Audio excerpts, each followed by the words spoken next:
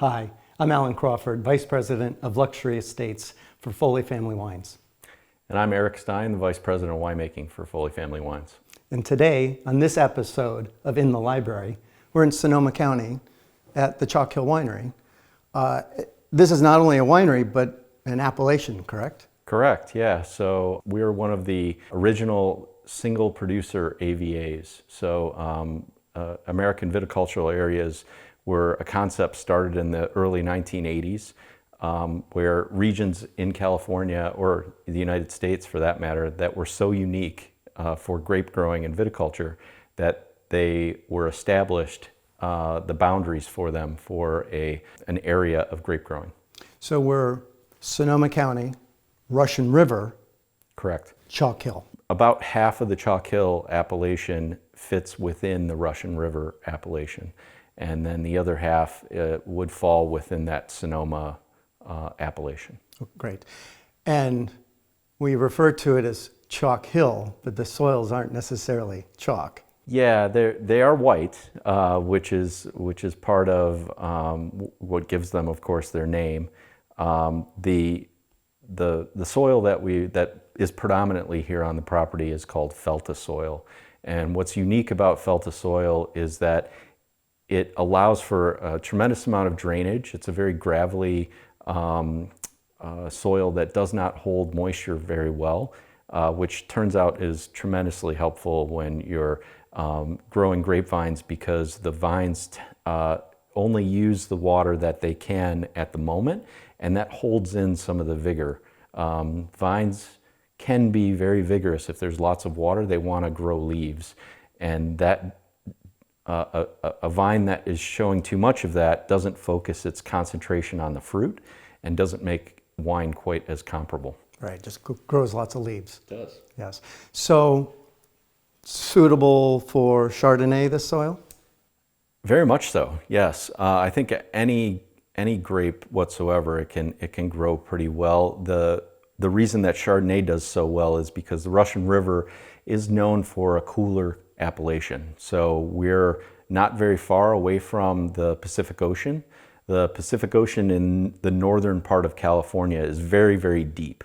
And because of that deepness or the depth of the ocean, the water stays very cold. There's an upwelling that happens, and the water that is down at the bottom gets kind of stirred back up to the top.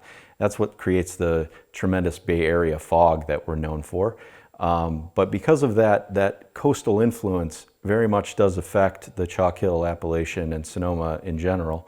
And with that, we would struggle to grow some of the red varieties that need a little bit more heat. Right. Well, super excited in the fact that we're tasting 4 wines. Yeah, over 4 decades. Chalk Hill was as I said, one of the first American viticultural areas, and the vines really started getting planted here on the property. The property was purchased in 1969, and they really started planting at that time. So 1970, 1971 were some of the first vintages that came off of the estate here. And I think people think Chalk Hill and Chardonnay. Correct. But we've really done a lot to elevate Chardonnay on this particular property. Correct, and that's what's really exciting about the wines that we're going to try here, is because the clonal research that's been done at Chalk Hill has happened over 4 decades. We're coming up on our 5th decade. And what's tremendous about that is, as in most things in life, you don't get it right the first time necessarily. And so all of our vineyards are on really their second or third plantings on the property. And during that time, we've figured out exactly what varieties grow in the best areas, what clones, what rootstocks to use. And so we're going to see the progression in quality that's happened over the years here at Chalk Hill. Excellent. So we're going to start with We are going to start with a 1983 Chalk Hill estate. Excellent. And I notice that I think most of us are familiar with a regular cork puller. Yeah. But you're using something different. Yeah, I'm using what's kind of a wedge, which is also known in the industry as an asso. And the reason for that is as the wines have aged, you can see how easily this cork wants to come out.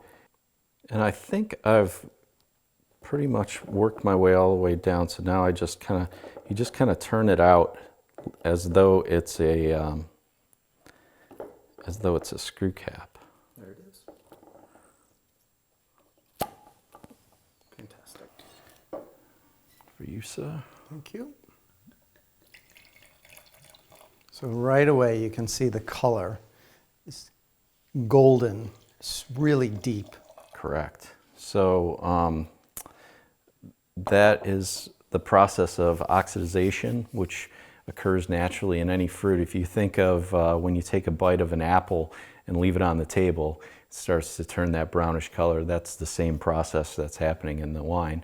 The wine does have a few more benefits. One of them is the fact that usually we add a little bit of sulfur dioxide to the wines ahead of time, and that sulfur dioxide acts as an antioxidant. So the oxygen molecules that come into the wine will be attracted to the sulfur first, right, rather than binding with the rest of the wine. Still has a lot of fruit. Yeah. Getting apricots, a little bit of floral notes. Yeah, correct. You'll find that if you've had botrycized wines before, Dessert wines. dessert white wines, they tend to have similar characters to aged Chardonnay, where the fruit kind of goes to this baked apricot or baked apple character. Right. And what seems to be some of the wood notes, just this nice nutty aroma. Correct. That combined with a little bit of that oxidization, right, that also lends its hand to a little bit of those nutty characters that you get. Well, cheers, sir. Cheers to you.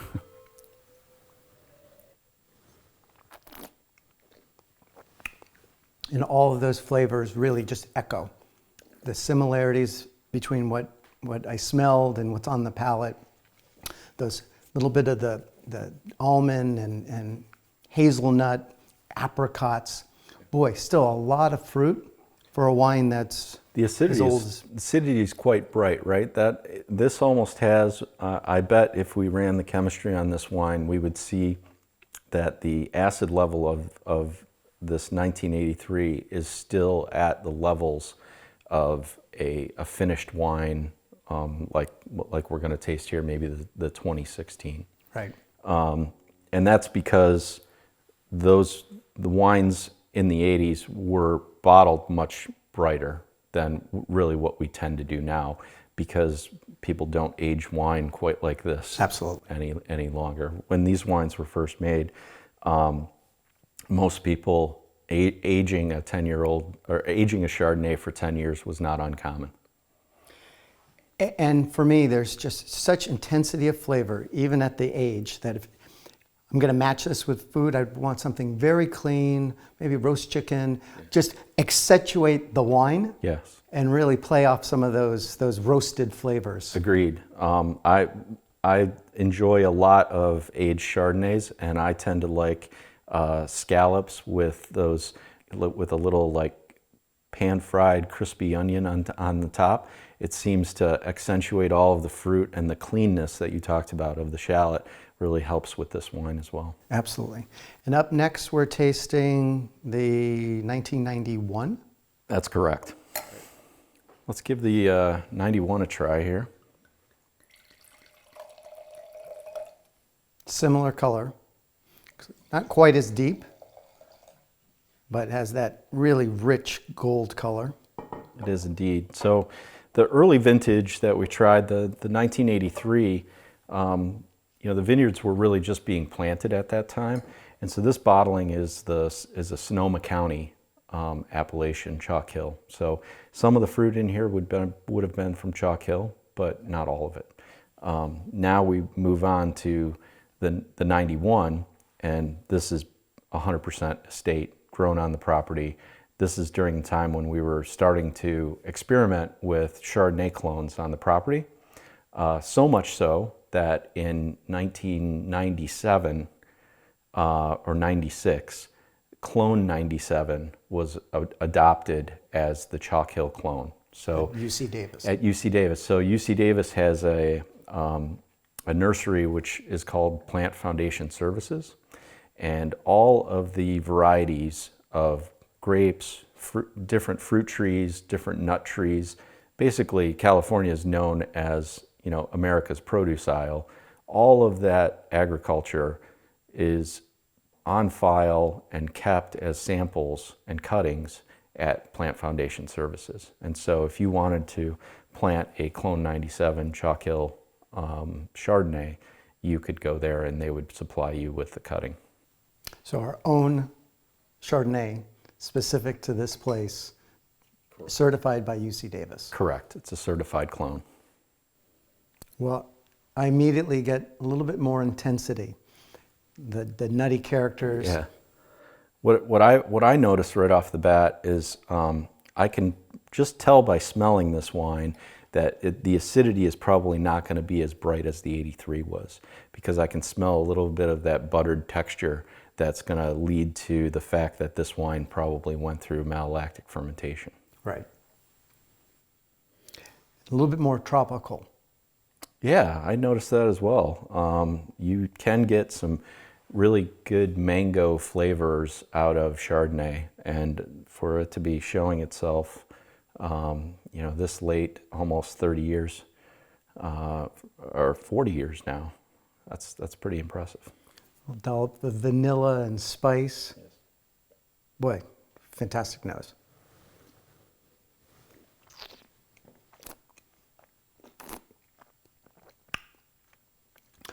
And those flavors, again, what I got in the nose, I'm feeling on the palate, some of the tropical notes, the toast, there's vanilla, and just this very long. Do you see that buttery character that I was talking about with the malolactic? You really do start to see the California style, right, enveloping in Chalk Hill. I love the Chalk Hill style. It's very Californian. The idea of doing 100% barrel fermentation, 100% malolactic fermentation in Chardonnay really brings out, as long as the fruit can hang with those other flavors that it's adding, it brings out so many new levels.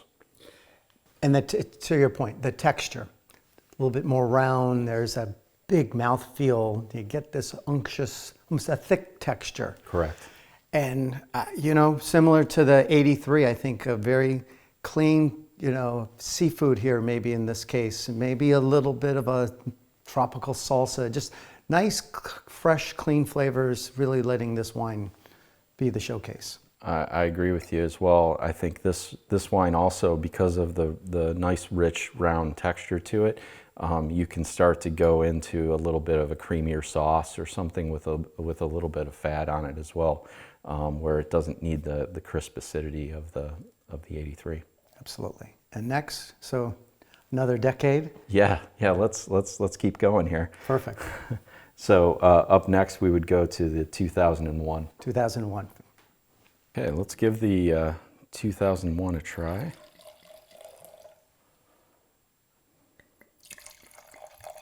A little bit more straw in color. Still has some of those golden notes. Yeah, not quite as dark. The nose on the previous two wines, really fantastic. And a lot of interesting notes, but here, this is a little bit more forward. Yeah, I would say what happens with Chardonnay as well, as you age it, you go to a little bit more fresh fruit and a little bit more fresh cut flowers, right? These two wines, because of their age and because of the oxidization that's occurred, they tend to have more of a baked character. The younger the wine goes, the more fresh fruit, fresh cut apple, fresh peach. Certainly get those flavors. And clearly there's similarities now. I mean, this is from a single place. I think you taste that in the wines. Absolutely. I think you've now established a style, which is the Chalk Hill style, which is this rich, opulent, full-bodied Chardonnay, which you could see in the 83 when we were still trying to find the exact style that was going to become Chalk Hill. Now we've established it. And again, it's a texture. Yeah. Rich, round, creamy, and that just finishes with this very long finish. Yeah, it's rich and round, but I also want to say, like, the acidity level in this wine is lovely. I still, I have, my mouth is watering from the back end of the acid on this wine, and that, of course, it makes you want the next sip. Agreed.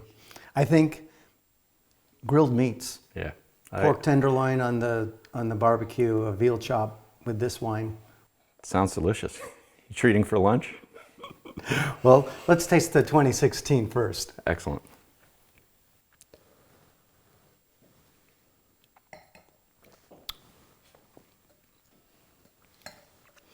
So this year, 2016, good year here in Sonoma County, good year in Chalk Hill? Yeah, absolutely. It was more of a traditional California vintage. The 2015 had been a very light vintage, a light cropped year. 2016 kind of took us back to normal. The only problem with it was we were still in a little bit of a drought at that time, so the vines were struggling a little bit. But I think overall that the vintage came out excellent. It's a very traditional California vintage in the fact that we don't really talk about vintage much in California other than the bad years, right? And so that tends to lead to not very much talk. We're blessed with some really nice weather here.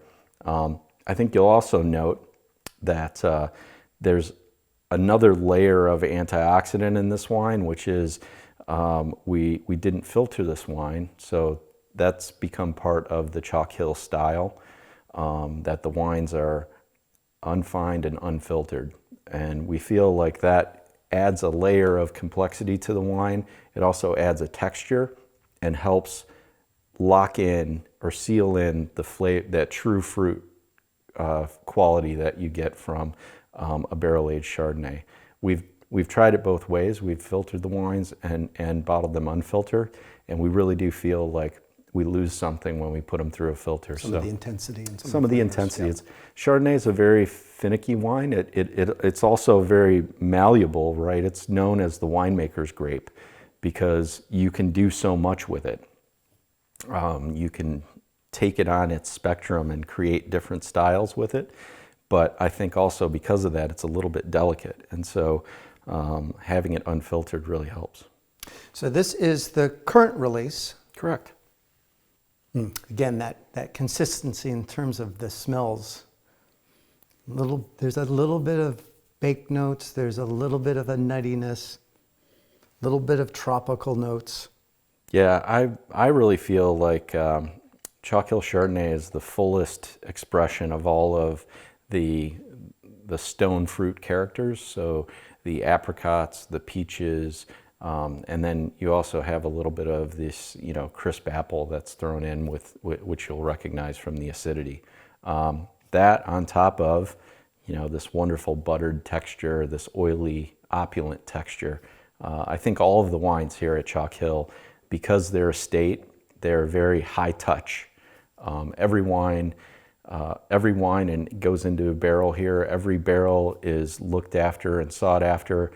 We also have a Chalk Hill Sonoma Coast program, and so if the wines don't make the cut for the Chalk Hill Estate, then we have a home for them. So these wines, the Chalk Hill Estate wines, are the best of the best and very, very luxurious. Starting in the vineyard. Correct.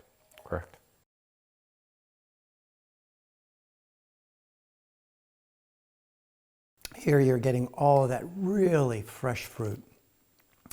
You're not feeling the influence of some bottle age. It's bright, it's clean, it just has this intensity of apples and the stone fruit that you alluded to. Yeah. Wow. Yeah, it really, these wines I think are the best versions of California Chardonnay. This style, I think Chalk Hill represents it the best of anyone. any producer in California. Eric, thank you for taking me through 4 decades of Chalk Hill Chardonnay. It's quite a journey. And in the library, I'm Alan Crawford. Eric Stein, cheers.